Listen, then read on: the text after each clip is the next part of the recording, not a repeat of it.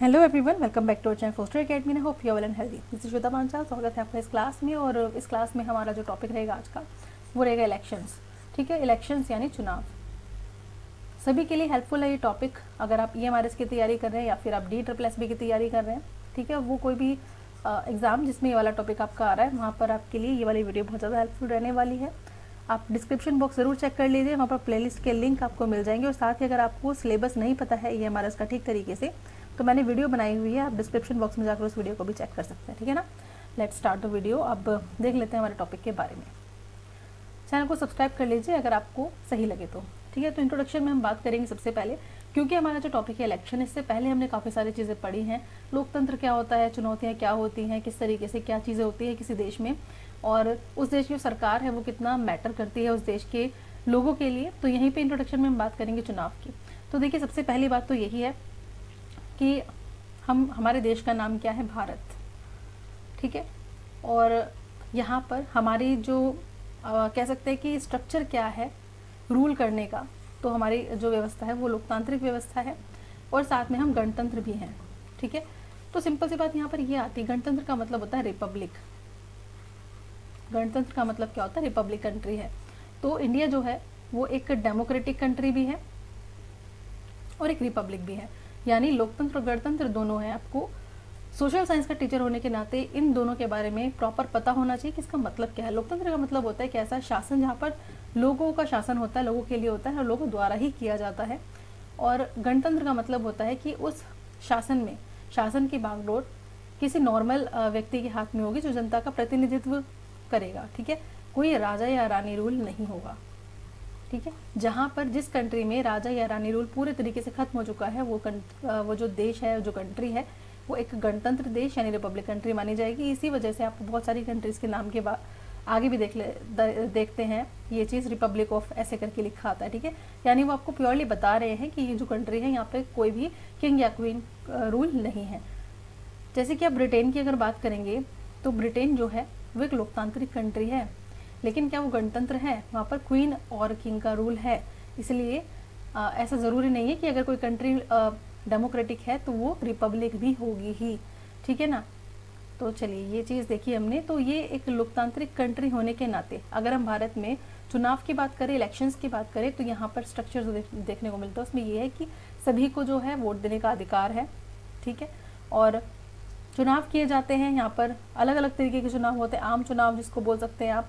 ठीक है, इसके अलावा आप विधानसभा के चुनाव भी देखते हैं, क्योंकि फेडरल सिस्टम है हमारे देश में, यानी जो सत्ता का बंटवारा है वो सेंट्रल लेवल पे, स्टेट लेवल पे और लोकल लेवल पे किया गया है। यानी पावर जो है वो पूरे देश में बांट दी गई है अलग अलग लेवल के अकॉर्डिंग। ऐसे ही पंचायती राज में भी आपको चुनाव देखने को मिलता है। ठीक है, और ये हमारा 73rd अमेंडमेंट के द्वारा। इसके अलावा नगर पालिका का चुनाव भी आपको देखने को मिलता है, ये शहरों में होता है। ठीक है, ये है आपका 74th अमेंडमेंट। ठीक है, तो ये तो रहा चुनाव के बारे में। अब हम पूरी की पूरी प्रक्रिया देखेंगे कि चुनाव क्या है, कैसे होता है। अब चुनाव का जब नाम आता है तो आपके दिमाग में पॉलिटिकल पार्टीज़ का नाम आता है कि चुनाव में बहुत जगह अलग अलग तरीके अपनाए जाते हैं। पॉलिटिकल पार्टीज़ जो हैं वो कुछ घोषणा पत्र जारी करते हैं, मतलब अपनी जो लोगों के बारे में बताते हैं कि हम अगर आप हमें चुनाव में जिता देते हैं या फिर अगर आप हमें वोट करेंगे तो ये पॉलिसी हम लागू करेंगे। बहुत सारे वादे करते हैं, बहुत सारी बातें करते हैं, कुछ चीज़ें पूरी होती है, कुछ चीज़ें पूरी नहीं हो पाती है। तो ये हमारे पास राइट होता है, हमारे पास ऑप्शंस भी होते हैं। ठीक है, हमारे पास बहुत तरीके के ऑप्शंस भी होते हैं कि कोई पॉलिटिकल पार्टी जो है उसको हम सेलेक्ट करें या नहीं करें, हमारे हाथ में है। ठीक है, एक बटन दबाना है और उस पार्टी को वोट देना है, जिसके पास ज़्यादा वोट आ जाएगी वो जीत जाएगा, है ना। तो इस तरीके से ये है। इसके अलावा चुनाव जो है क्या ऐसे ही हो जाते हैं? नहीं, चुनाव जो है ये आयोग के थ्रू होते हैं। इलेक्शन कमीशन होता है इंडिया का, वो चुनाव कराता है। इसके अलावा स्टेट के ऊपर भी रिस्पॉन्सिबिलिटी होती है वहाँ का चुनाव करवाने की, इलेक्शन करवाने के लिए। ठीक है, तो आप जब वोट कास्ट करने जाते हैं तो आपको बहुत सारे रूल्स वगैरह आप देखने को मिलते हैं, वो सब हम यहाँ पर देखेंगे। यहाँ पर हम बात करेंगे चुनाव की। तो चुनाव क्यों? विधानसभा चुनाव की बात करेंगे, और यहाँ पर हम एग्जाम्पल कौन से स्टेट का ले रहे हैं? हरियाणा स्टेट का। ठीक है, हरियाणा स्टेट का हमने यहाँ पर एग्जाम्पल लिया है। आपको याद होगा कि सत्ता की साझेदारी ने पावर शेयरिंग जो चैप्टर था उसमें भी आपकी हरियाणा का एग्जाम्पल लिया गया था। बहुत प्यारा है हरियाणा, है ना। तो विधानसभा चुनाव, वैसे सभी स्टेट प्यारे हैं, हमारा भारत भी प्यारा ही है। विधानसभा चुनाव, ठीक है, तो जैसे हमने इलेक्शन की बात की थी, संसदीय चुनाव है, विधानसभा चुनाव है, तो यहाँ पर विधानसभा चुनाव की बात हो रही है। टाइम है किसका, ईयर कौन सा, 1987। तो 1987 में चुनाव होने हैं, तो सब लोग उसके चक्कर में पड़े हुए हैं कि हमें किस तरीके से लोगों का विश्वास हासिल किया जाता है कि हम जीत जाए, हमारी पार्टी बन जाए। ठीक है, तो यहाँ पर 1982 की अगर बात की जाए तो यहाँ पर कौन सी सरकार थी, पहले से ही कांग्रेस सरकार थी। ठीक है, जिससे लोग थोड़े से नाखुश थे। ठीक है, अब जब देखिए बहुत सारे वादे करती है हर एक सरकार, हर एक पॉलिटिकल पार्टी की, जब हम सत्ता में आ जाएंगे तो हम पर्टिकुलर जो उन्होंने वादे किए होते हैं उनको पूरा करेंगे, लेकिन वो कुछ वादे पूरा नहीं करते, कुछ कर देते हैं, तो लोग जो है वो उनसे परेशान हो जाते हैं, उनको नापसंद करने लगते हैं, नाखुश होने लगते हैं। तो ये सिचुएशन वहाँ की थी। इस वक्त अपोजिशन में कौन था, विपक्ष में चौधरी देवीलाल।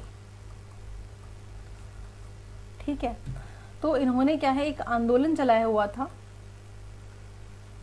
जिसको इन्होंने नाम दिया था न्याय युद्ध। ठीक है, जब भी आप देखेंगे तो कोई वो पार्टी जो सत्ता में होती है वो तो अपना काम करती रहती है, जो उसको करना है, रूल रेगुलेशंस बनाने हैं, कानून बनाने हैं, लेकिन जो विपक्ष में होती है वो पार्टी लगातार, जो सत्ता वाली पार्टी होती है उसको उसके ऊपर कंट्रोल करने का काम करती है। मतलब उसके पॉलिसीज के बारे में बात करती है कि नहीं तुम यहाँ पर ये चीज़ सही नहीं करे, तो उसके प्रति उसके रिप्लाई में वो आंदोलन वगैरह करते रहते। तो ये यही यहाँ पर था। और ये कौन सी पार्टी है, लोकदल पार्टी।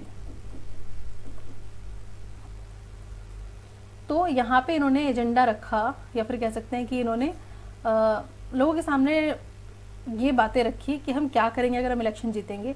अगर हम इलेक्शन जीत जाएंगे तो यहाँ पे जो किसान हैं और जो छोटे व्यापारी हैं इनका ऋण माफ़ कर देंगे, यानी इनका जो इन्होंने जो लोन वगैरह लिया हुआ है उसको हम माफ़ कर देंगे। ठीक है, ये चीज़ें ये लेकर आए। तो यहाँ पर पॉइंट क्या है, पॉइंट ये है कि 1987 में इलेक्शन होने थे, विधानसभा चुनाव, जिसमें कि 1982 से पहले ही, मतलब 1982 के जो इलेक्शन पहले से ही यहाँ पर कांग्रेस सरकार थी, जिससे लोग थोड़े खुश नहीं थे। विपक्ष में देवीलाल सरकार जो कि लोकदल पार्टी है, और लोकदल पार्टी के जो मेन थे चौधरी देवीलाल, इन्होंने एक आंदोलन चलाया जिसमें इन्होंने बोला कि हम एक न्याय युद्ध नाम से आंदोलन कर रहे हैं, जिसमें कि उन्होंने लोगों के सामने एक बात रखी कि अगर मुझे तुम जिताते हो तो जो किसान हैं, छोटे किसान हैं, छोटे व्यापारी हैं, इनको कोई नहीं देखता, सब लोग बड़े लोगों की बात मानते हैं, तो हम जो है इनके लिए कुछ काम करेंगे और इनके जितने भी ऋण हैं वो माफ़ करवा देंगे। ठीक है, ये चीज़ इन्होंने इनके सामने रखी। अब देखते हैं क्या होता है, लोग इनकी बातों में आते हैं नहीं आते हैं। तो यहाँ पर टोटल नंबर ऑफ सीट्स कितनी थी, 90 सीट्स थी। 90 में से जीत कितनी सीटों पर हासिल करी, 76 सीट, जो कि एक तरीके से स्पष्ट बहुमत था। ठीक है, स्पष्ट बहुमत, पूर्ण तरीके से इनको बहुमत मिला। कांग्रेस को कितनी वोट मिली, यहाँ पर कितनी सीट्स मिली, 5 सीट्स मिली, सिर्फ 5 ही सीट मिली। ठीक है, तो जो यहाँ के राज्यपाल थे उन्होंने निमंत्रण भेजा इनको, मतलब कि सीएम बनने के लिए कहा गया। अब तब सीएम तो बनने ही थे देवीलाल। चलिए अब आगे बढ़ते हैं। सीएम बनने के बाद उन्होंने जो भी लोगों के सामने बात कही थी, सारी बातें मान ली थी। ठीक है, सारी जो बातें थी उनको लागू इन्होंने कर दिया था, जिस तरीके की इन्होंने चीज़ बोली थी वो चीज़ें इन्होंने कर दी थी। ठीक है, तो नेक्स्ट इलेक्शन कब होने थे, नेक्स्ट इलेक्शन होने थे 1991 में, लेकिन 1991 में जीता कौन, कांग्रेस पार्टी। ठीक है, क्योंकि लोग हैं, सभी की मंशा जो है वो पूरी नहीं हो पाई, सभी से जो वादे किए थे वो पूरे नहीं हो पाए, फिर जो भी रीज़न रहा हो, तो 1991 में फिर से कांग्रेस की सरकार बनी यहीं पर। चलिए अब नेक्स्ट देख लेते हैं, चुनाव क्या होता है। ठीक है, इलेक्शंस, चुनाव जो है वो लोकतंत्र का एक अभिन्न अंग है, क्योंकि चुनावों के माध्यम से ही लोग अपने जनप्रतिनिधियों को चुनते हैं ताकि सरकार का गठन हो सके और बाकी कामकाज हो सके। यानी सरकार लाने के लिए तो चुनाव ही होगा, ऐसा नहीं कि किसी एक ग्रुप को लाके लोगों ने बोल दिया एक काम करो, तुम ही हमारे प्रधानमंत्री हो, या फिर तुम ही हमारे राष्ट्रपति हो, या फिर कह सकते हैं कि सीएम हो। ये सब पोस्ट ऐसे लोगों ने दे दी, नहीं, ये एक पूरे प्रोसेस के थ्रू होगी। और ये प्रोसेस क्या है, इलेक्शंस। ठीक है, पॉलिटिकल पार्टी होगी, ठीक है, लेकिन पॉलिटिकल पार्टी जो है उसको एक लीगल तरीके से लोगों के बारे में जानना होगा कि कितने लोग मुझे पार्टी मिलाना, सत्ता मिलाना चाहते हैं, तो वो प्रोसेस ही आपका चुनाव। ठीक है, लोग अपनी पसंद नापसंद बताते हैं, हम किसको सत्ता मिलाना चाहते हैं, किसको नहीं। तो भारत में चुनाव किसी उत्सव से कम नहीं होता, बहुत टाइम महीनों पहले से ही इलेक्शंस के बारे में बात होने लगती है, पॉलिसीज बनने लगती हैं, और जो पॉलिटिकल ग्रुप्स हैं वो इस बारे में अपने मतलब काम में भी लग जाते हैं। आम चुनाव, हर 5 साल बाद सभी चुने हुए प्रतिनिधियों का कार्यकाल समाप्त हो जाता है और लोकसभा और विधानसभाएं भंग हो जाती हैं। फिर सभी चुनावी क्षेत्रों में होने वाला चुनाव आम चुनाव कहलाता है। ठीक है, तो ये हर 5 साल में होते हैं। आप भी वोट करने जाते होंगे ना, नियमित अंतराल पे होते हैं, टाइम होता है उनका। ठीक है, कि आज चुनाव हुए हैं तो इस वक्त चुनाव होंगे, मतलब सब कुछ नियम बने हुए हैं चुनाव को लेकर। वास्तविक चुनाव, वास्तविक चुनाव का क्या मतलब होता है यहाँ पर, यानी कि लोग जिसे चाहेंगे वास्तव में चुनाव उसी का ही होना चाहिए। ठीक है, ऐसा नहीं है कि जैसे कि डिप्लोमेसी होती है ना चीज़ों में, जैसे कुछ कंट्रीज़ में क्या बोला जाता है कि जो इलेक्शंस हैं उसमें काफ़ी सारी जो पार्टीज है वो पार्टिसिपेट कर सकती हैं। ठीक है, यानी अपना योगदान दे सकते हैं, या फिर कह सकते हैं कि वो इलेक्शन में खड़े हो सकते हैं, ऐसा बोला जाता है। लेकिन जब इसको रियलिटी में लाने के टाइम आता है, यानी प्रैक्टिकल लाइफ में अगर देखें तो सिर्फ एक पार्टी होती है जो हमेशा रूल में आती है। ठीक है, यानी जो सत्ता बनाती है, जो सत्ता हासिल करती है। तो इन्होंने बोला है कि चुनाव जो है वास्तविक होने चाहिए, यानी सही तरीके से होने चाहिए, कहने वाले चुनाव नहीं, लोगों का वाकई में पार्टिसिपेशन होना चाहिए। स्वतंत्र और निष्पक्ष चुनाव, यानी जो चुनाव है उनका किस ढंग से कराया जाएगा वो ढंग बिल्कुल सही होना चाहिए, और जनप्रतिनिधियों की जो इच्छा है उसके हिसाब से चुनाव होना चाहिए। तो काफ़ी इजी सी लग रही है ये सब चीज़ें देखने में, लेकिन इतनी आसान होती नहीं है। यहाँ पे देखिए पता चल रहा है कि लोगों के पास ऑप्शन है किसको वोट देना चाहते हैं, और फिर ये क्या कर रहे हैं, पोलिंग स्टेशन, यानी यहाँ पर ये कह सकते हैं कि जो केंद्र बने होते हैं, मतदाता केंद्र, वहाँ पर जाकर मतदान करके आते हैं। नेक्स्ट यहाँ पर राजनीतिक प्रतिस्पर्धा। राजनीतिक प्रतिस्पर्धा का क्या मतलब है, या फिर इसको हम कह सकते हैं प्रतिद्वंद्विता, यानी कंपटीशन। लास्ट वीडियो में भी हमने कंपटीशन वाले उससे बात की थी। देखिए ये एक कार्टून है, क्या कह रहा है, मेरे पास योजनाएं हैं, घोषणाएं हैं, वायदे हैं। ठीक है, मेरे पास वोट है। ठीक है, तो यहाँ पर ये क्या बोल रहा है, वोट दो। ये वोट दो नाम से एक कहने आया वोट दो, इसने कहा ठीक है वोट तो देंगे, लेकिन मतलब अपनी पावर दिखा रहा है कि मेरे पास वोट है। जैसे कि आपसे पूछो तुम्हारे पास क्या है, एक आम आदमी से चुनाव के टाइम पूछे तुम्हारे पास क्या है, तो कहेगा मेरे पास एक वोट है। एक वोट की कीमत हर कोई जानता है। ठीक है, एक वोट से कोई पार्टी जीत भी सकती है, हार भी सकती है, तो वोट बहुत ज़्यादा इंपॉर्टेंट होता है। लोगों को घर घर जाकर बोला जाता है कि आप तो हमारे अपने हैं, ये है वो है, तो ये होता है वोट। एक आम आदमी के हाथ में पावर होती है वोट। ठीक है, तो ये जो सत्ताधारी लोग होते हैं, राजनीतिक ग्रुप जो होते हैं, वो कहते हैं वोट दो, फिर लोग फिर कहते हैं ठीक है वोट देंगे। लेकिन वोट देने के बाद क्या होता है, ये वोटर की कंडीशन दिखाई गई है, और ये क्या है, प्रोमिसेस। मतलब प्रोमिसेस के नाम पे कुछ नहीं, जो भी घोषणा पत्र में बोला गया था ये करेंगे हम लोगों के लिए, आम नागरिकों के लिए, ऐसा कुछ भी नहीं किया जाता। तो राजनीतिक प्रतिस्पर्धा से क्या मतलब है देख लेते हैं। चुनाव जो है सभी प्रतिस्पर्धा के बारे में है। प्रतिस्पर्धा के बिना चुनाव जो है वो अर्थहीन हो जाता है। राजनीतिक प्रतिस्पर्धा तब होती है जब विभिन्न राजनीतिक दल शामिल होते हैं। ठीक है, और अंततः मतदाताओं का वोट हासिल करने के लिए प्रतिस्पर्धा होती है। एक पॉलिटिकल पार्टी है, उसने अपने बता दिया कि भाई मैं तो ये चीज़ें करने वाला हूँ। ठीक है, दूसरे वाले ने बताया मैं भी ये चीज़ें करूँगा, तीसरे वाले ने बताया मैं भी अगर जीतता हूँ तो ये काम करूँ, तो लोगों के पास काफ़ी ऑप्शंस हो जाते हैं।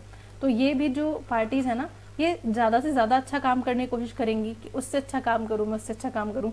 लेकिन अगर कंपटीशन ही नहीं होगा तो लोगों के पास ऑप्शन तो होगा ही नहीं, तो जो पार्टी जो पॉलिसी बना देगी उसमें ही उनको संतुष्ट होना पड़ेगा। ये वादे करते हैं और मतदाताओं को प्रेरित करने के लिए प्रोत्साहन देते हैं, मतलब लोग फिर वोट करने के लिए सामने आते हैं। जैसे कि आपने देखा होगा कि कुछ टाइम में जो वोटिंग करने का जो लोगों का परसेंटेज होता है वो बढ़ जाता है, लेकिन वही कभी कभी डाउन भी हो जाता है। ठीक है, वो क्यों होता है, क्योंकि लोगों में वोट करने के लिए प्रोत्साहन ही नहीं होता। बहुत से लोग राजनीतिक प्रतिस्पर्धा में कुछ और चीज़ें देखने को मिलती हैं, जैसे कि अगर कंपटीशन ही नहीं होगा तो इलेक्शन का होना बेकार है, तो नो कंपटीशन नो इलेक्शन। इसके अलावा कई बार देखने को मिलता है कि इस कंपटीशन से, इस प्रतिस्पर्धा से क्या है, समाज में बंटवारा भी देखने को मिलता है। ठीक है, कह सकते हैं कि पॉलिटिकल पार्टीज जो हैं वो पूरे तरीके से बट जाती है और समाज भी बट जाता है। जैसे कि कुछ कहेंगे कि हम तो इस पर्टिकुलर ग्रुप को ही वोट देंगे, या कुछ जातिवाद, कुछ धर्म, इन सब चीज़ों को भी लेके इसमें आया जाता है। ठीक है, लेकिन कंपटीशन जो है वो ज़रूरी है, क्योंकि इससे ही क्या होता है कि बेहतर रिजल्ट मिलने की कह सकते हैं कि एक अवसर होता है, एक ऐसा अपॉर्चुनिटी होती है जिसमें कि ज़्यादा अच्छा रिजल्ट मिले। अगर कंपटीशन नहीं होगा तो चीज़ें नहीं होगी। जैसे कुछ नेता भी ऐसे होते हैं, वो अपने करियर को लेकर काफ़ी ज़्यादा कॉन्शियस होते हैं, और हालांकि कहा जाता है नेता किस काम के लिए आते हैं, लोगों की भलाई के लिए आते हैं मेनली, लेकिन सिर्फ लोगों की भलाई करना इनके लिए नहीं होता, करियर भी उनको अपना बनाना होता है। मतलब उनको पैसा भी चाहिए होता है और अपने पोस्ट भी चाहिए होते हैं, तो उसके लिए भी वो लगातार उनके मन में चिंता लगी रहती है। ठीक है, तो ये हारना जीतना यहाँ पर भी उनके करियर को भी कभी खत्म कर सकता है और फिर आगे भी बढ़ा सकता है। ये भी किसी और जॉब की तरह ही है नेता वाला मामला। ऐसा नहीं कि सिर्फ जनहित में जा रही चीज़ें हो रही हैं यहाँ पर कि लोगों के लिए काम करना है, नहीं, उनको खुद के लिए भी काम करना है। तो वो ये सब चीज़ों की चिंता भी उनको होती है अपने करियर की, कि कहीं हार गए तो फिर क्या होगा। ठीक है, दूसरा यहाँ पे एक चीज़ और देखने को मिलती है, अगर सहायता करने की भावना ही लेकर आगे बढ़ोगे तो जो नेता हैं वो ज़्यादा बेहतर तरीके से काम कर पाएंगे, अच्छे से योजना बनाएंगे, अच्छे से वो नीतियाँ बना पाएंगे। ठीक है, कुछ ऐसे ऑर्गेनाइजेशन हैं जो क्या करते हैं, सरकार को या फिर कह सकते हैं नेताओं को क्या करते हैं, अवार्ड्स वगैरह देते हैं। ठीक है, अच्छा काम करने के लिए, मतलब उनको प्रोत्साहित करने का काम करते हैं, एक तरीके से आप कह सकते हैं।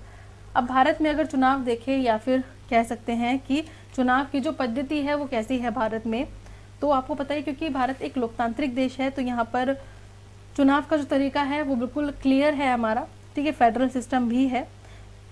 हर 5 साल में क्या होगा, लोकसभा और विधानसभा का चुनाव है। ठीक है, स्टेट लेवल पर जहाँ पे आप देखते हैं स्टेट के पास पावर है, हमने बात की थी फेडरल सिस्टम वाली, तो यहाँ पर सेंट्रल के पास, स्टेट के पास और फिर लोकल गवर्नमेंट के पास अपने अपने अधिकार होते हैं। तो इनका जो इलेक्शन होता है ये भी देखने को मिलता है। ठीक है ना, हर 5 साल में लोकसभा विधानसभा का चुनाव होता है। 5 साल बाद फिर जो सभी प्रतिनिधि हैं उनका कार्यकाल समाप्त भी हो जाता है। फिर सभी चुनाव क्षेत्रों में एक ही दिन या फिर अलग अलग अंतराल पे चुनाव देखने को आपको मिलते हैं। ठीक है, पूरे साल आप देखते रहते हैं, अभी कहीं किसी स्टेट में इलेक्शन हो रहा है, फिर आप 5 साल बाद देखते हैं कि आम चुनाव आने वाले हैं।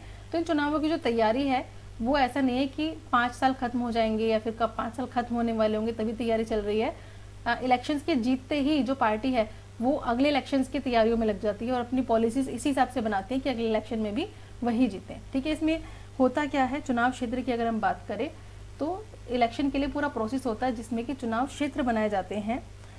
ठीक है, इसमें क्या होता है, मेनली प्रतिनिधित्व प्रणाली है हमारी। तो यहाँ पर जो चुनाव की सारी प्लानिंग होती है वो अलग अलग क्षेत्रों को बांट कर होती है। ठीक है, जिसे निर्वाचन क्षेत्र बोलते हैं या फिर सीट भी बोलते हैं।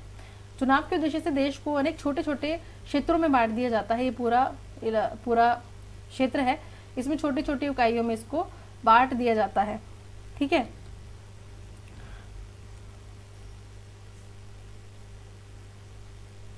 चलिए आगे बढ़ते हैं। अब आपको बोला जा रहा है कि लोकसभा चुनाव जो है उसमें कुल सीटें, तो लोकसभा चुनाव जो है उसको कितने क्षेत्रों में बांटा जाता है, क्योंकि सीटें कितनी हैं 543, तो यहाँ पर निर्वाचन क्षेत्र भी कितने होंगे 543। ठीक है, अनुसूचित जातियों के लिए 84 और अनुसूचित जनजातियों के लिए 47 सीटें यहाँ पर आरक्षित करने की बात। पता है कि हमारे इंडिया में फेडरल सिस्टम फॉलो किया जाता है, यानी संघवाद है, तो अलग अलग लेवल पे चुनाव देखने को मिलता है।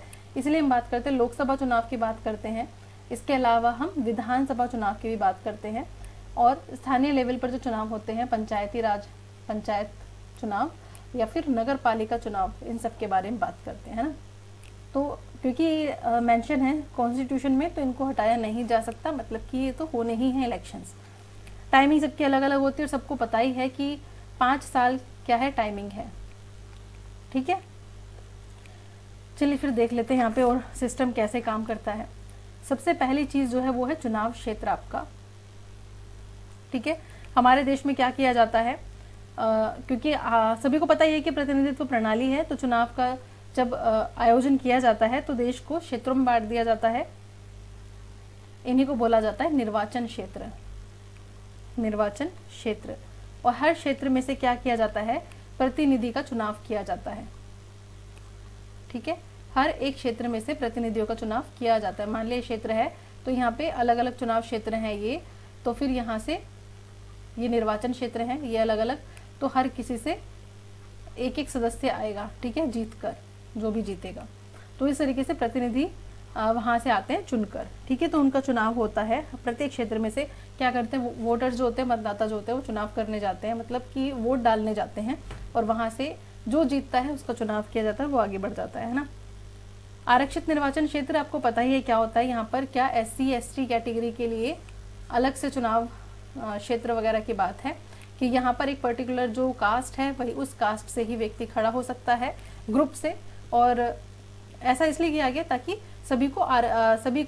सभी का बराबर भागीदारी की जा सके यहाँ पर, ठीक है। क्योंकि क्या होगा, फिर किसी वर्ग को आगे ही नहीं आने दिया जाएगा, इस वजह से ये चीज़ यहाँ पर लाई गई, ठीक है। लोकसभा चुनाव का आपको पता ही है 543 निर्वाचन क्षेत्र में बांट दिया जाता है, और फिर यहाँ से चुने गए जो प्रतिनिधि है वो संसद में पहुँच जाते हैं और वो संसद के सदस्य बन जाते हैं। और हमारे लोकतांत्रिक चुनाव की विशेषता क्या है यहाँ पर, कि जो हर वोट है उसका बराबर मूल्य देखने को मिलता है, हर वोट का बराबर मूल्य यहाँ पर देखने को मिलता है। एक चीज़ अब देख लेते हैं यहाँ पर, विधानसभा चुनाव भी अगर आपको पता हो तो विधानसभा चुनाव में भी क्या होता है, इसी तरीके से जो है क्षेत्र बांट दिए जाते हैं, ठीक है। सीटों के हिसाब से होते हैं क्षेत्र, इसलिए इनको निर्वाचन क्षेत्र को सीट भी कहा जाता है ना। और यहाँ से जो जीतते हैं उनको क्या कहा जाता है, विधायक, ठीक है। ये कहाँ पहुँचते हैं, सभी विधानसभा में। इसके अलावा पंचायत की अगर बात करें, पंचायत में जो चुनाव होता है, फिर नगर पालिका का चुनाव होता है, उसमें भी वार्डों में डिवाइड किया जाता है, यानी इसी को बोलते हैं निर्वाचन क्षेत्र। वार्ड को ही क्या बोला जाता है, निर्वाचन क्षेत्र। और फिर प्रत्येक वार्ड में से एक एक सदस्य चुना जाता है जो कि जीत जाता है ना, और वो फिर आगे बढ़ जाता है। तो ये सब चीज़ें हैं, ये भी आपको ध्यान रखनी है बातें। अगर यहाँ पे हम बात करें SC ST के लिए, तो यहाँ पर SCs के लिए जो है वो लगभग 79 सीट्स हैं आरक्षित लोकसभा में, ठीक है। और अगर हम OBC की बात करें तो महिलाओं के लिए 1/3 जो सीट है वो आरक्षित की गई है स्थानीय शासन में, ठीक है। महिलाओं के लिए स्थानीय शासन में 1/3 सीट है, ये भी आपको ध्यान रखना है, ये क्वेश्चन मोस्टली पूछा जाता है एग्जाम्स में। नेक्स्ट हम बात करेंगे मतदाता सूची की, यानी वोटर लिस्ट। आपको पता ही है कि आपके पास एक ID कार्ड होता है जिसमें आपको वोटिंग के टाइम पे आपको लेके जाना होता है, और फिर आपसे पूछा जाता है कि मतलब कि मैच किया जाता है, और थंब इम्प्रेशन भी होता है, बहुत सारी फॉर्मेलिटीज़ होती हैं। मतदान की योग्यता रखने वाले सभी लोगों की सूची को मतदाता सूची कहा जाता है, यानी वोट देने वाला जो व्यक्ति होता है उसको वोटर लिस्ट में उसका नाम होता है। और वोटर लिस्ट के थ्रू आपके घर पर आपका एक छोटा सा एक स्लिप आती है जिसके थ्रू आपको बताया जाता है कि आपको मतदान सेंटर आपका कहाँ है, यानी आपका जो वोट देने के लिए आपको जाना है कहाँ पर जाना है। योग्य उम्र क्या है, 18 साल। अगर आप 18 साल के हैं तो आप वोट देने लायक हैं, और इसमें और किसी चीज़ का फ़र्क नहीं पड़ता, आप मेल हैं फीमेल हैं, कोई भी इस चीज़ से फ़र्क नहीं पड़ता, आपकी उम्र सिर्फ 18 साल होनी चाहिए, ठीक है। और वोटिंग राइट की अगर हम बात करें तो सबसे पहले यहाँ पर कहाँ देखने को मिला था, 1893 में न्यूजीलैंड में राइट टू वोट। यहाँ पे राइट टू वोट जो है वो सभी को देने की बात होती है, तो उसके लिए बात होती है सार्वभौमिक वयस्क मताधिकार की, यानी सभी को वोट देने का अधिकार, चाहे वो किसी धर्म जाति या फिर कैसा भी दिखता हो, उसको बस वोट देने का अधिकार होगा, ठीक है। उसको इस साइड से वंचित नहीं किया जाएगा। 1917 में रशिया में, इसके अलावा 1918 में जर्मनी में ये राइट टू वोट मिला सभी को ही, ठीक है। और 1919 में मिला था नीदरलैंड को।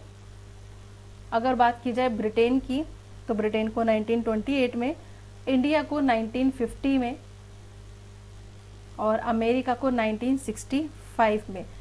इसका मतलब है कि हर किसी को राइट टू वोट दिया गया है, यानी किसी भी मामले में आपको ऐसा नहीं कहा जाएगा कि आप वोट देने नहीं जा सकते, यानी पूरी तरीके से आप इस काबिल हो कि आप वोट देने जा सकते हो, ठीक है। तो अलग अलग कंट्री में ये राइट टू वोट यानी सार्वभौमिक वयस्क मताधिकार हर किसी कंट्री में अलग अलग टाइम पर आया। अगर हम साउथ अफ्रीका की बात करें, साउथ अफ्रीका में 1994 में आया, और अगर हम जापान की बात करें तो जापान में 1945 में आया जापान में, ठीक है। तो ये सब बातें आपको ध्यान रखनी है, पूछा जा सकता है। उम्मीदवार बनने की न्यूनतम उम्र, उम्मीदवार यानी जिसको आप वोट देने जा रहे हैं उसके लिए न्यूनतम उम्र रखी गई है 25 साल, ठीक है। और आपकी वोट देने की उम्र है 18 साल।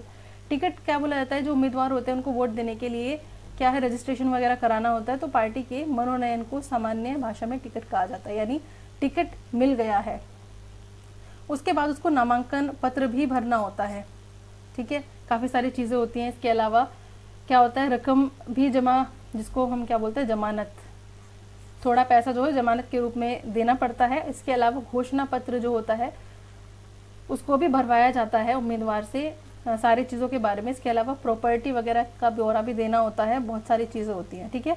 तो ये सारी फॉर्मेलिटीज़ करने के बाद कोई व्यक्ति फिर अपना क्या कहते हैं वोट के लिए आगे बढ़ सकता है, यानी उम्मीदवार बन सकता है जिसको हम वोट देंगे।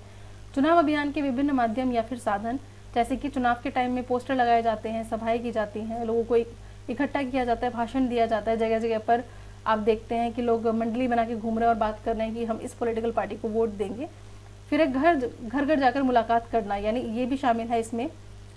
आपकी कैंपेनिंग में ये भी शामिल है कि आप किसी को घर भी जाकर बोल सकते हैं कि भाई हमारी पार्टी को वोट दो, हम ये करेंगे वो करेंगे एंड ऑल। फिर चुनावी नारे इनसे सभी वाकिफ हैं, ठीक है। गरीबी हटाओ, ये इंदिरा गांधी के टाइम का नारा है। लोकतंत्र बचाओ, ये जनता पार्टी के टाइम का है। और अगर हम ईयर की बात करें तो गरीबी हटाओ जो दिया गया था 1971 में, लोकतंत्र बचाओ ये 1977 में। इसके अलावा वामपंथी जो पार्टी वाला है, ये रहा आपका ज़मीन जीतने वाले। लोकतंत्र बचाओ जनता पार्टी द्वारा दिया गया था, ज़मीन जीतने वालों को ये वामपंथी दल द्वारा दिया गया था 1977 में।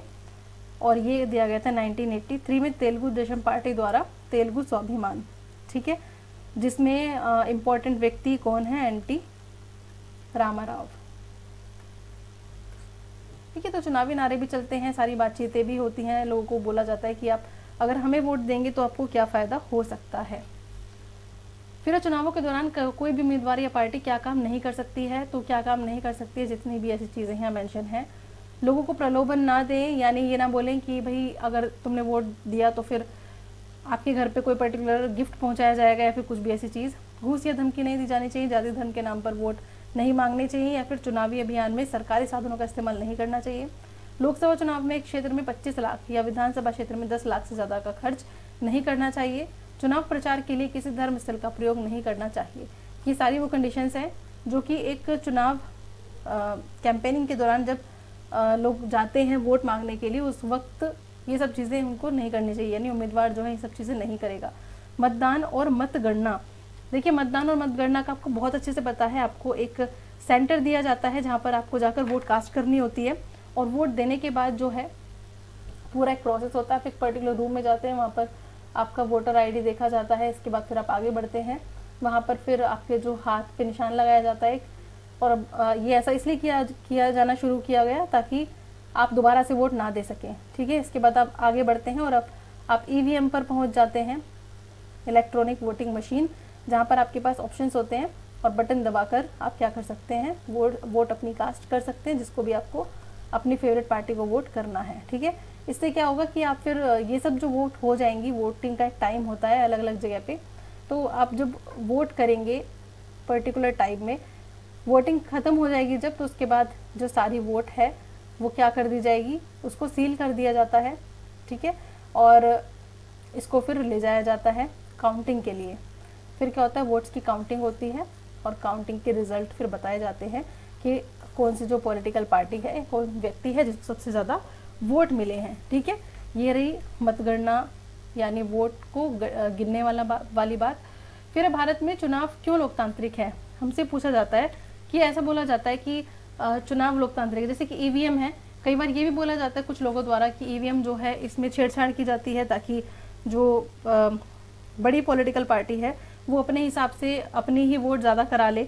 तो ये सब चीज़ें भी हैं, इन सभी के बारे में जो इलेक्शन कमीशन है वो रिस्पॉन्सिबल होता है, ठीक है। वो पूरी की पूरी नज़र रखता है इन सब चीज़ों पर। तो हमारे देश में जो ये सब चीज़ें हैं ये लोकतांत्रिक हैं पूरे तरीके से, क्योंकि हमारे लिए कुछ रूल्स बनाए गए हैं और इसी के तहत हम ये देखते हैं कि चुनाव आयोग, भारत का जो ये है इलेक्शन कमीशन ऑफ इंडिया, ये काफ़ी सारी चीज़ें देखता है। जैसे कि भारत में चुनाव संपन्न कराने का जो काम है वो निष्पक्ष और स्वतंत्र तरीके से कराता है, जिसे चुनाव आयोग कहा जाता है, ठीक है। तो चुनाव आयोग के अंतर्गत काफ़ी सारी चीज़ें देखने को मिलती है। और यहाँ पर ना हमने किस चीज़ की बात करी थी, लोकतांत्रिक, इसमें वही 2-4 चीज़ें हैं कि कोई भी गड़बड़ी ना हो चुनाव में, कोई पॉलिटिकल पार्टी है वो ज़बरदस्ती किसी से वोट ना करवाए, ठीक है। और जो अमीर लोग हैं सिर्फ उन्हीं का दबदबा ना बना रहे। तो ये सब चीज़ें यहाँ पर देखने को मिलती है। अब इलेक्शन कमीशन को देखें तो इसकी कुछ चीज़ें होती हैं, क्या क्या काम करता है इलेक्शन कमीशन। यहाँ पर देखिए मुख्य चुनाव आयुक्त जो होता है मुख्य चुनाव आयुक्त। इसकी नियुक्ति कौन करता है? राष्ट्रपति। ठीक है, देश के ज़्यादातर इंपॉर्टेंट जितने भी पोस्ट हैं उन सबकी नियुक्ति राष्ट्रपति के पास ही होती है। तो ये क्वेश्चन बन जाता है, मुख्य चुनाव आयुक्त की नियुक्ति कौन करता है? ये करता है राष्ट्रपति। ठीक है, और एक बार जब नियुक्ति हो जाती है तो वो इसके राष्ट्रपति के प्रति जवाबदेही नहीं होती उसकी, तो चुनाव आयुक्त है उसको हटाना भी लगभग असंभव ही हो जाता है, इम्पॉसिबल सा ही होता है। अब चुनाव आयोग जो है वो बहुत सारे काम करता है। देखिए क्या क्या काम करता है, जैसे कि चुनाव होने वाले हैं इसकी अधिसूचना जारी करना, ठीक है, चुनाव के निष्कर्षों की घोषणा करना, तो यहाँ से लेके अधिसूचना जारी करने से लेके और निष्कर्ष जारी करने तक का जो टाइम होता है उस बीच में चुनाव आयुक्त जो है या फिर चुनाव आयोग जो है वो अच्छे से देख रेख रखता है कि काम जो है ठीक तरीके से हो रहा है या नहीं। तो इस पूरी प्रक्रिया का रिस्पॉन्सिबल कौन है? चुनाव आयोग। वो पूरी तरीके से नज़र रखता है कि चुनाव का काम जो है वो ठीक तरीके से हो रहा है या फिर नहीं हो रहा है। इसके अलावा जो है चुनाव संहिता भी होती है, ठीक है, यानी जिसके अंदर चुनाव के रूल लिखे होते हैं कि आप कब चुनाव का प्रचार कर सकते हैं, क्या क्या चीज़ें कर सकते हैं। अगर कुछ गलत पाया गया तो फिर जो पॉलिटिकल पार्टी है उसको सज़ा भी दी जा सकती है। ठीक है, चुनाव की अवधि में निर्वाचन आयोग क्या करता है? सारे के सारे दिशा निर्देश जारी करने का काम करता है। ठीक है, प्रॉपर गाइडलाइंस देता है पॉलिटिकल पार्टीज को। ठीक है, और मेनली इनका फोकस यही होता है कि जो गवर्नमेंट पॉलिसीज़ हैं वो ठीक तरीके से फॉलो की जाए जगह जगह पर, और जहाँ पर सेंटर्स होते हैं इलेक्शन के टाइम पे, वोटिंग सेंटर्स, वहाँ पर जाकर जो है वो लोगों की ड्यूटी लगाई जाती है और ये देखा जाता है कि कहीं घपलेबाजी तो नहीं चल रही है, धांधली तो नहीं चल रही है। नेक्स्ट देखिए, चुनाव में जनता की भागीदारी और चुनावी नतीजे। अब इलेक्शन जो है उसमें जनता का पार्टिसिपेशन कम ज़्यादा होता रहता है। ठीक है, ये डेटा अलग अलग टाइम पे आते रहते हैं और बदलते भी रहते हैं। वो सरकार का क्या रुख है, लोगों का क्या रुख है सरकार के प्रति, वो कई बार चेंज होता रहता है। जैसे कि यहाँ पर कुछ ऐसे लोग हैं जिनको इन सब चीज़ों से फ़र्क ही नहीं पड़ता। कुछ लोग हैं जिनको बहुत ज़्यादा फ़र्क पड़ता है इलेक्शन के टाइम में, बहुत ज़्यादा एक्साइटेड होते हैं कि वोट डालनी है। भारत और ब्रिटेन में मतदान का प्रतिशत अगर देखें तो ये वाला जो है, ये पिंक वाला, ये है ब्रिटेन का, और ये वाला जो है दूसरा, ये है इंडिया का। ठीक है, एक चीज़ और देखने को मिली है यहाँ पर कि अलग अलग कंट्री में अमीर और गरीब लोगों की तुलना में गरीब, निरक्षर और कमज़ोर लोग ज़्यादा संख्या में मतदान करते हैं। पश्चिम के लोकतंत्र में स्थिति इससे उलट है। वहाँ पर अमेरिका में गरीब लोग, अफ्रीकी मूल के लोग और हिस्पैनिक लोग अमीर लोगों की और जो श्वेत लोग हैं उनकी तुलना में काफ़ी कम वोट करते हैं। तो इंडिया में और अमेरिका का जो सिस्टम है वो थोड़ा सा अलग देखने को मिला है वोटर्स के नाम पे। ठीक है, वोट देने के नाम पे। इसलिए जो आम जनता होती है भारत में उनको एक तरीके से ज़्यादा उनके ऊपर फोकस किया जाता है कि भाई हम आपके लिए ये वाली पर्टिकुलर पॉलिसी लेकर आएंगे। तो यहाँ पर जो डेटा है टाइम टू टाइम चेंज होता रहता है, प्रतिशत जो है लोगों का वोट देने का वो बदलता रहता है। यहाँ पर हमने बात की है जो निर्धन लोग हैं, निरक्षर लोग हैं या फिर कह सकते कमज़ोर हैं, वो ज़्यादा संख्या में वोट करते हैं क्योंकि उनको ज़्यादा इस चीज़ के लिए कहा जाता है कि हम आपके लिए बहुत सारी पॉलिसीज़ बनाएंगे, तो वो इन्फ्लुएंस हो जाते हैं। इसके अलावा जो दूसरे लोग हैं वो इतने इन्फ्लुएंस नहीं होते हैं। अगर हम बात करें पॉलिटिकल पार्टीज़ की, तो वो ऐसे कार्यक्रम बनाते हैं या ऐसी पॉलिसी बनाते हैं, कई बार वो दबाव भी लोगों पर डालते हैं अपनी पॉलिसीज़ वगैरह को फॉलो करने के लिए। ठीक है, नेक्स्ट हम बात करेंगे आज के टाइम में। अगर हम देखें 2023 में, तो लोगों का जो भागीदारी है लोकतंत्र में वो समझने लगे हैं, अब अवेयर होने लगे हैं अपने वोटिंग राइट को लेकर। और कुछ लोग जो हैं वो क्या करते हैं कि नहीं, हमें तो, अगर हम 2004 की बात करें जो वोट हुए थे, तो वहाँ पर 15% लोग ऐसे थे जिनको इस बारे में पता ही नहीं था।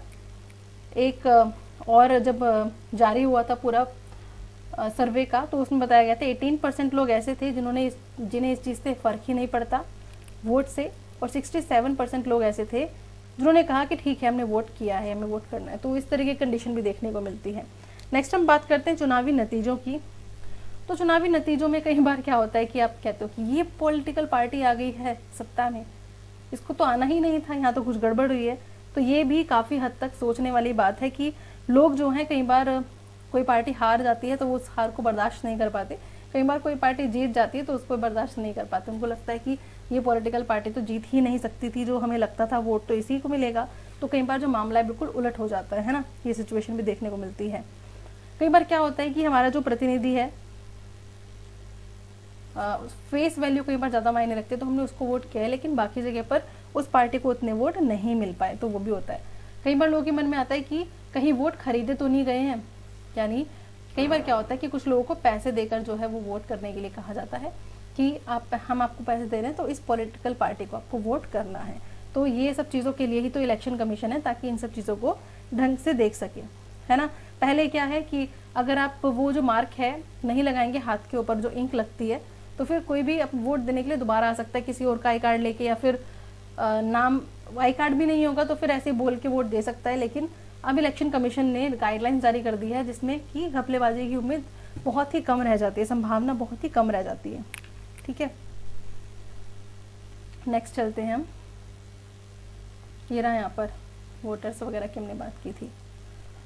स्वतंत्र और निष्पक्ष चुनाव की चुनौतियां। अब काफ़ी सारी चुनौतियां हम यहाँ पे देखने को मिलती है। कई बार क्या होता है कि पहले चुनौती क्या होती है, जो उम्मीदवार है वो दोषपूर्ण तरीके से चुनाव जीत जाते हैं, यानी गलत अनफेयर वेज यूज़ करते हैं चुनाव जीतने के लिए, पैसे देना हुआ या फिर कुछ भी तरीका अपनाना हुआ। ठीक है, दूसरी बात ये आती है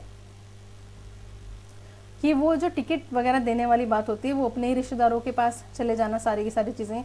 आपने ये चीज़ देखी होगी कि अगर एक व्यक्ति नेता है तो वो अपने आसपास के जो रिश्तेदार वगैरह हैं या जानने वाले लोग हैं उन्हीं को पॉलिटिक्स में ले आता है कहीं ना कहीं, ताकि वो भी उसके साथ ही रहे, तो उनको थोड़ी आसानी रहे।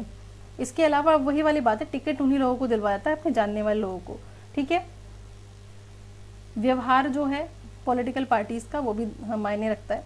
कई बार क्या होता है कि आम आदमी के लिए जो चुनाव है वो उनके पास कोई अच्छा सा ऑप्शन ही नहीं होता, तो उन्हें क्या करना होता है कि जो वोट देना है उस वक्त उनको बहुत ज़्यादा सोचना पड़ जाता है कि वोट दें किसको। जो पॉलिटिकल पार्टी बची है उसको हमें वोट देना नहीं, और हमारे पास दूसरी पार्टी जो है वो फिलहाल कोई पार्टी इतनी अच्छी है नहीं, तो हम करें क्या, इसको वोट देना नहीं चाहते और ऑप्शन में कोई पार्टी है नहीं। तो यहाँ भी कई बार बहुत बड़ी चुनौती हो जाती है चुनाव के लिए, इलेक्शन के टाइम पे लोगों के पास। ठीक है, कई बार क्या होता है कि बड़े दल की अपेक्षा छोटे दल जो हैं वो कई तरह की परेशानियां उनको उठानी पड़ती है। जैसे बड़े दल हैं उनके पास सारे साधन होते हैं, सारी चीज़ होती है, कैंपेनिंग बहुत बड़ी चलती है, लेकिन जो छोटे दल होते हैं उनका इतने बड़े तरीके से काम नहीं होता। तो कहीं ना कहीं लोकतंत्र को ये चीज़ लोकतांत्रिक व्यवस्था में ये चीज़ हार्मफुल है कि सभी को पूरे तरीके से प्रचार करने भी नहीं दिया जा रहा है ना। तो ये था आज का चैप्टर इलेक्शन, जिसमें कि कुछ एक बातें आपको बताई गई हैं। आई होप आपको समझ में आ गई हो। कोई प्रॉब्लम हो तो कमेंट सेक्शन बताइए ज़रूर। मिलते हैं अपने नेक्स्ट वीडियो में।